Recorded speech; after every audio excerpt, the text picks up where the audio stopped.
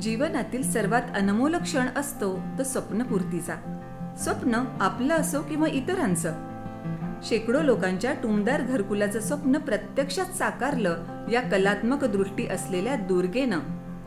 गेल्या 25 वर्षांपासून सुनीती भालकीकर बीके ग्रुपच्या संचालिका म्हणून कार्यरत आहेत. बालपणापासून अभ्यासात हुशार असलेल्या सुनीती यांना गणित आणि चित्रकला या विषयात विशेष रस होता. जवाहरलाल नेहरू अभियांत्रिकी महाविद्यालयातून त्या वास्तुशास्त्र पदवी प्रथम श्रेणीत उत्तीर्ण झाल्या.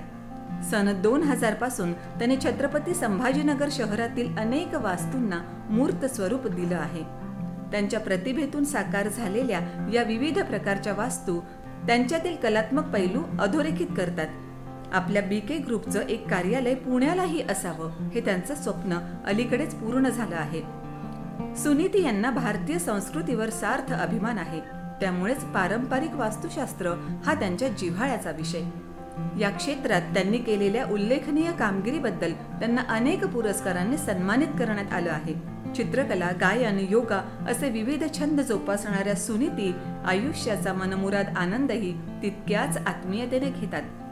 मनातील स्वप्न वास्तुरूपानं प्रत्यक्षात साकारणाऱ्या या दुर्गेला TMT प्रोडक्शन कडून भावी वाटचालीसाठी खूप खूप शुभेच्छा.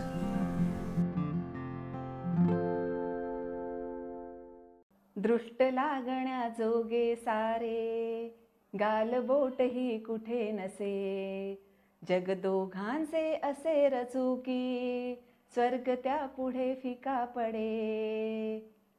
मैत्रिणींनो, आपल्या प्रत्येकाचं स्वप्न असतं की आपला एक छानसा बंगला असावा. आणि आपल्या मैत्रिणी जसं आपला संसार खूप छान करतात ना, तशाच काही मैत्रिणी अशाही असतात की ज्या इतरांच्या स्वप्नातला बंगला सुद्धा खूप छान करून देतात. आपली आजची मैत्रीण अशीच आहे जी वास्तुविशारद आहे आणि इतरांचे बंगले खूप छान पद्धतीनं रचून त्यांचं आयुष्य सुखी करण्यासाठी खूप चांगल्या पद्धतीने त्यांना मदत करते. TMT प्रोडक्शन्स आणि माय FM 94.3 आपल्यासमोर सादर करत आहे जागर स्त्री शक्तीचा सन्मान महिलांचा, फक्त जननेक्स्ट चॅनलवर नवदुर्गा उत्सव 2023. चला तर आपण भेटूया आपल्या वास्तुविशारद असणाऱ्या मैत्रिणीला सुनीती भालकीकर यांना. सुनीती, नमस्कार. नमस्कार. तू आर्किटेक्ट आहेस? हो. आणि हा आर्किटेक्ट क्षेत्र मग म्हणजे का असं तुला वाटलं की आपण आर्किटेक्ट बनायला हवं आहे? लहानपणापासून मला गणित आणि विज्ञान या विषयांची प्रचंड आवड होती. चित्रकला पण फार छान होती. जेव्हा 10वी-12वीला डिस्टिंक्शन मिळालं मला आणि 12वी नंतर करिअरचा प्रश्न उभा राहिला. इच्छा तर सिव्हिल इंजिनियर होण्याची होती, कारण PWDच्या गाडीचा मला खूप क्रेज होता. अच्छा. पण वडिलांच्या मार्गदर्शनानुसार त्यावेळेस वास्तुशास्त्राची पण डिग्री वर उदयास येत होतं, शिक्षण वास्तुशास्त्र या विषयामध्ये. सो वडील म्हणाले की तुला ॲज अ गर्ल म्हणून ते खूप छान प्रोफेशन तू निवडू शकते. सो मग मी या प्रोफेशनमध्ये परीक्षा देऊन आले. येस. आणि कसं वाटतंय आता आल्यावर डिसिजन कसं? अतिशय छान. म्हणजे फुल्ली सॅटिस्फाईड आहे मी आणि अतिशय आनंदी आहे की या प्रोफेशनमध्ये मी आले. ओके. आणि जसं मी आपल्या मैत्रिणींना सांगत होते की इतरांचे बंगले, त्यांच्या स्वप्नातले घर तू स्वतः बनवतेस. कसं वाटतंय सगळं करत असताना? खूप आनंद होतो की एक स्त्री म्हणून जेव्हा घर बांधतो तेव्हा ती स्त्री पूर्णपणे इन्व्हॉल्व असते. सो तिच्या स्वप्नातलं घर बांधताना मला खूप आनंद मिळतो आणि ती तिथे जेव्हा राहायला जाते, तिचा जसा संसार तिथे फुलत जातो, तिचे स्वप्न पूर्ण होतात, हे बघून मला अतिशय आनंद वाटतो. ग्रेट. आणि हे सगळं करत असताना चॅलेंजेस कोणते कोणते येतात? हे सगळं करत असताना सद्यस्थितीमध्ये 2 चॅलेंजेस फेस करावे लागतात. एक म्हणजे प्रोजेक्ट फार लवकर संपवावा लागतो, कारण आजकाल कुणाला वेळ नसतो. त्यांची अपेक्षा असते की लवकरात लवकर ते काम संपावं. माझा स्वतःचा असा प्रयत्न असतो की इंटेरियरचा प्रोजेक्ट असेल तर तो 45 दिवसात संपला पाहिजे. ओके. आणि दुसरी गोष्ट, जर बंगला असेल तर साधारणतः 12 महिन्यामध्ये संपला पाहिजे. कधी कधी हे टार्गेट अचीव्ह होतं, कधी कधी मटेरियल अवेलेबिलिटी किंवा क्लायंटचं सिलेक्शन लवकर होत नाही, कधी कधी त्यांचे फंड्स अवेलेबल नसतात आणि हाय क्वालिटी मटेरियलमध्ये जायचं असतं. सो डिले होतो प्रोजेक्ट, वेळ लागतो थोडासा. तर इथे एक चॅलेंज आम्हाला ते वेळेचं येतं. आणि दुसरी गोष्ट म्हणजे कॉस्ट. तर कॉस्ट जी आहे ती कोरोनाच्या नंतर बिल्डिंग मटेरियल्सची कॉस्ट प्रचंड वाढलेली आहे. ओके. तर त्याच्यामुळे त्यांच्या अपेक्षेप्रमाणे हाय क्वालिटी मटेरियल चांगल्या पद्धतीने कमी कॉस्टमध्ये प्रोजेक्टवरती एक्झिक्यूट करणं हा एक मोठा चॅलेंज होतो. पण एक 25 वर्षाचा अनुभव आणि तो मी प्रयत्न करत असते की त्यांची कॉस्ट कशी सेव्ह करता येईल, मटेरियल कुठून मागवता येईल, महाराष्ट्रातून किंवा महाराष्ट्राच्या बाहेरून त्यांना ते अवेलेबल करून देता येईल, कार्पेंट्रीमध्ये काही त्यांची कॉस्ट सेव्ह करता येते, डिझाईनमध्ये काही ठिकाणी कॉस्ट आपल्याला सेव्ह करता येते. तर तो माझा प्रयत्न तसा असतो आणि तो मी बऱ्यापैकी एक्झिक्यूट करते. अच्छा, म्हणजे तुला या सगळ्या गोष्टींमध्ये खूप अपडेट राहावं लागत असेल की अगदी कोणती update गोष्ट राहावं कुठे लागतं. जास्त स्वस्त मिळू शकते आपल्याला. हो हो, नवीन येणारं मार्केटमधलं मटेरियल. कारण काय होतं, क्लायंट बाहेर गेल्यानंतर हा एक तिसरा चॅलेंज आपण म्हणू शकतो की आता ग्लोबलायझेशनमुळे ते बऱ्यापैकी इंडियाच्या बाहेर जातात किंवा भारतभर फिरतात. सो प्रत्येक ठिकाणी त्यांना नवीन नवीन मटेरियल दिसतं किंवा नवीन ऍप्लिकेशन्स दिसतात.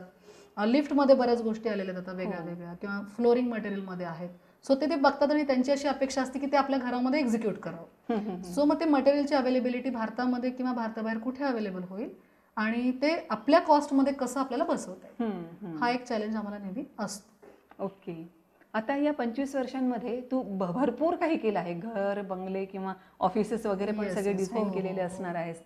अशा सगळ्या परिस्थितीमध्ये एखादं कुठलं असं आहे की हा बंगला मी बनवला आणि खूपच छान वाटला, म्हणजे तुझं स्वतःच त्या घरावर किंवा त्या बंगल्यावर प्रेम जडलं की फार मस्त आपण बनवलंय म्हणून? आहेत आहेत असे प्रोजेक्ट आहेत. सिडको वाळूज महानगर येथे मी वास्तूप्रमाणे 100% 0 पासून 100 पर्यंत असा एक बंगला केलेला आहे की ज्या वास्तूवरती, म्हणजे तसं तर सगळ्याच वास्तूंवर माझं प्रेम आहे आणि पूर्णपणे प्रयत्न करून 2000 सालापासून आजपर्यंत मी छानच केलेली आहेत सगळी कामं. पण तो एक आहे ज्याच्यामध्ये मी पूर्ण जीव ओतून माझ्या मनाप्रमाणे तिथं काम केलेलं आहे. त्याच्यामध्ये असं वेगळेपण काय आहे? वेगळेपण म्हणजे ऍक्च्युली बेसिक लेवललाच क्लायंट माझ्याकडे आल्यामुळे, ओपन प्लॉट असल्यामुळे मला तिथे वास्तूप्रमाणे सगळ्या पद्धतीने रूल्स रेग्युलेशन्स फॉलो करून आणि क्लायंटनी सगळ्या गोष्टी माझ्या ऐकल्यामुळे तो मला एक्झिक्यूट करता आला. मटेरियलच्या बाबतीत, प्लॅनिंगच्या बाबतीमध्ये हे सगळं मला करता आलं तिथे. कधी मग असं पण होत असेल ना की तू काहीतरी सजेस्ट करते पण क्लायंटला काहीतरी वेगळं हवंय, मग तिथे त्यांना पटवून देणं हे पण बऱ्यापैकी चॅलेंजिंग असेल? अगदी चॅलेंजिंग आहे. तर ह्याच्यामध्ये मी स्वतः, मला असं वाटतं की ज्या व्यक्तीसाठी आपण ते घर किंवा ती वास्तू बांधत आहोत त्याच्या अपेक्षा किंवा त्याचं एक इमॅजिनेशन असतं, स्वतःचं स्वप्न असतं. तर आपण त्याला पण थोडं समजून घेऊन आपल्याच्या थोडे मॉडिफिकेशन्स करून दोघांनी एका प्लॅटफॉर्मवरती येऊन काम करायला काही हरकत नाही. सो मी तो प्रयत्न करते की माझं व्हिजन आणि त्यांचं इमॅजिनेशन हे दोन एका प्लॅटफॉर्मवर आणण्याचा प्रयत्न करते आणि काही त्यांचं ऐकते आणि काही मी त्यांना मग कन्व्हिन्स करून ते ऐकायला लावते की तुमच्यासाठी कसं चांगलं आहे. ओके. तुला वाटतं का की आपल्या ह्या मैत्रिणी जे पाहत असतील किंवा ज्या पॅरेंट्स या मोडमध्ये आहेत आणि त्यांच्या मुली असतील तर त्यांनी सुद्धा आर्किटेक्ट बनायला हवंय? प्रश्नच नाही. मी तर मुलींसाठी म्हणजे खास करून सगळ्या नवदुर्गांना हे सजेस्ट करेन की आर्किटेक्चर, इंटेरियर डिझायनर हे अतिशय सुंदर प्रोफेशन आहे की ज्याच्यामध्ये तुम्ही स्वतःची प्रॅक्टिस करू शकता, तुम्ही नोकरी करू शकता, तुम्ही इतर आपल्या सिनियर लोकांचे प्रोजेक्ट्स आणू शकता, असं वेगवेगळ्या प्रकारे तुम्ही काम करू शकता. लँडस्केपमध्ये करू शकता, इंटेरियरमध्ये करू शकता, टाउन प्लॅनिंगमध्ये करू शकता. असे खूप सारे ऑप्शन्स. फक्त तुम्हाला ती पॅशन, जिद्द काम करण्याची असली पाहिजे आणि तेवढं क्रिएटिव्ह माइंड असलंच पाहिजे. हो, तुम्हाला आवड असली पाहिजे बेसिकली. आणि कोर्स बराच मोठा आहे, 5 वर्षाचा. आता पोस्ट ग्रॅज्युएशन पण करणं अपेक्षित आहे. सो तुमची जिद्द असेल तर तुम्ही अवश्य या फील्डमध्ये जा. ओके, छानच. या जगामधल्या काही गोष्टी बदलाव्यात असं काही वाटतं? या जगामधल्या काही गोष्टी नक्कीच बदलाव्या वाटतात आणि त्याच्यात बदल पण चालू आहे. थोडक्यात म्हणजे प्लास्टिक. आता अवेअरनेस खूप झालेला आहे, होतो आहे. या 2-5 वर्षामध्ये आपण बऱ्यापैकी प्लास्टिकला कमी करत चाललेलो आहोत.